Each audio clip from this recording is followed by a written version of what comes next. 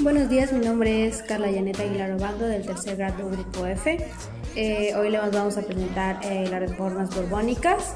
Como introducción, dice que las reformas borbónicas fueron los principios básicos de una nueva doctrina, los cuales se identificaban con los del llamado despotismo ilustrado, o predominio de los intereses del monarca y del Estado, y corporaciones que impulsaron de la agricultura, la industria y el comercio.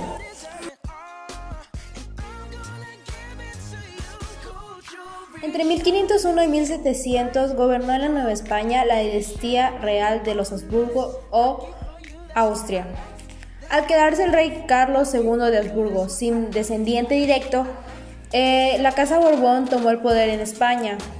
Era una descendencia de origen francés, Borbón, una rama de la dinastía de los Capetos, la más antigua de Europa. Gobernaron primero Navarra y Francia, y en el siglo XVIII sus miembros llegaron a los tronos de España e Italia, además de varios pequeños ducados y condados. El primer miembro Borbón que sucedió a los Habsburgo en el trono español fue Felipe de Anjou y Felipe V, nieto del rey Luis XIV de Francia, y desde entonces han gobernado España hasta la actualidad, excluyendo algunos periodos de lucha por la independencia y la república, la democracia y la dictadura de Francisco Franco. Durante el gobierno de los Habsburgo en la Nueva España se había creado un sistema político denominado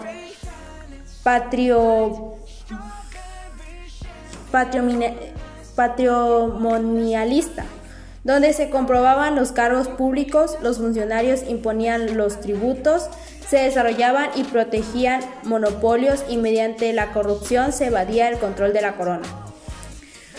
Por ello, el rey III de Borbón, influido por las ideas de la Ilustración, llevó a cabo un proceso de modernización por medio de las llamadas reformas borbónicas, que impusieron una serie de cambios políticos, administrativos, económicos, militares y culturales en las colonias americanas. Estas reformas buscaban modernizar internamente a España y su relación con las colonias, respondiendo a una nueva concepción de Estado que se propuso retomar todos los derechos que se habían delegado en grupos y corporaciones, además de asumir la dirección política, administrativa y económica del reino.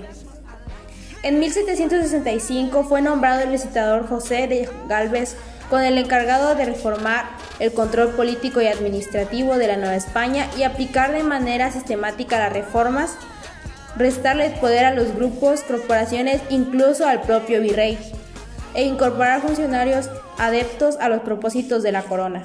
Gracias. Político y administrativos. Se crearon los virreinatos de la Nueva Granada y del Río de Plata, que se separaron del virreinato de Perú.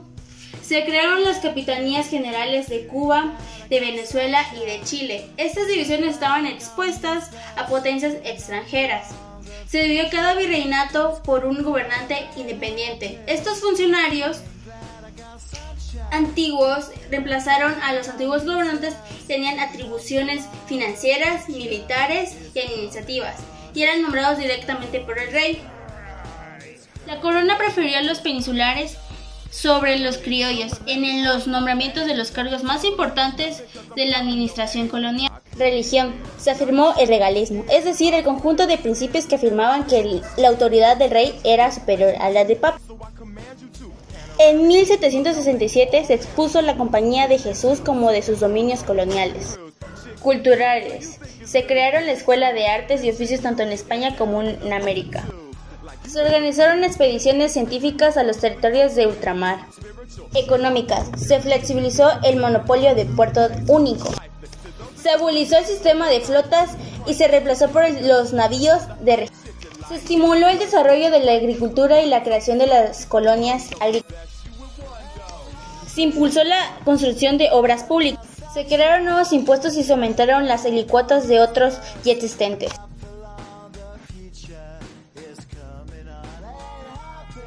Bueno, a mí me tocó hablar de la reforma al sistema comercial. La reforma al sistema comercial fue la de mayor impacto en la economía hispana. Con ella, la corona buscó controlar la actividad comercial, eliminando el contrabando y los intermediarios, recuperar las concesiones otorgadas a países europeos y desarticular el monopolio que ejercían los miembros del consulado. Durante 30 años se dictaron múltiples medidas en este sentido, pero en 1770, con autorización de libre tráfico comercial, se permitió comerciar con las Antillas, el Perú y Nueva Granada. Se abrieron puertos donde se comerciaba libremente y se crearon los consulados de Veracruz y Puebla.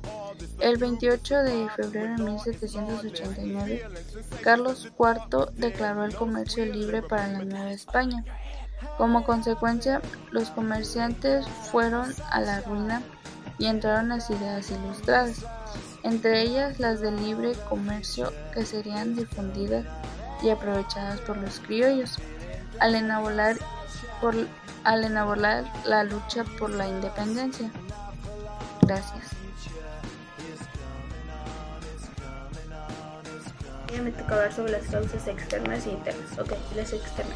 De la independencia de México encontramos la invasión de Napoleón Bonaparte a la península ibérica en 1808. Las tropas francesas entraron a Madrid y obligaron a Carlos IV a adquirir el trono. Napoleón nombró a su hermano José Bonaparte como el nuevo rey de España. Sin embargo, grupos realistas declaraban que el rey era Fernando VII, hijo de Carlos IV, creando así un ambiente de incertidumbre en sus colonias de ultramar, entre ellas la Nueva España. Asimismo, la Revolución de Estados Unidos en 1776, Francia en 1789 y Haití en 1804 fueron fuente de inspiración ideológica para las colonias hispanas, buscaban su independencia. Ahora, las causas internas. Y bien, sus últimos factores que desencadenaron el movimiento de independencia, podemos señalar dos hechos que fueron totales para que se diera el estallido social: las reformas volcánicas emitidas durante el reinado de Fernando VI y Carlos III fueron una especie de encimiadas legislativa que buscaban frenar la independencia económica de las colonias españolas en América, y en otras palabras, la centralización del Estado. Esto causó que se impulsaran nuevos impuestos y nuevas medidas que causaron la quiebra de diversas empresas americanas o lo expulsó de las jesuitas. Asimismo, hubo un mayor control burocrático del estado de la economía y de la política, y se emitió la élite criolla. Esto nos lleva a aspectos sociales. Los criollos, los hijos de españoles nacidos en Nueva España, eran considerados un trato inferior de los españoles peninsulares, y recordaremos que en la Nueva España existía el sistema de castas, en las que la buena parte de la población era considerada inferior.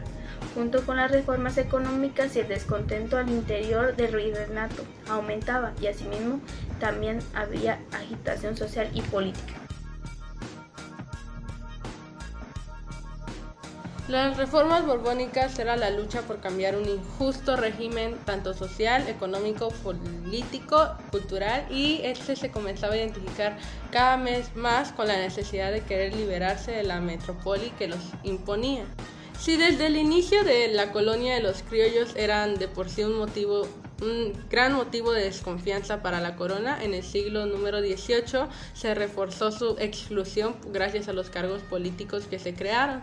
Esto que llegó a asegurar que los funcionarios no tuviesen conflictos de intereses para de esta manera cumplir con las directivas. Esto generó que fuera una causa aún adicional al gran descontento que tenían los españoles de América en contra de la colonización.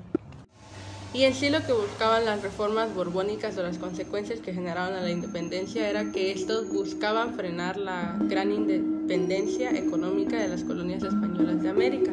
En otras palabras, lo que buscaban era frenar la centralización del Estado.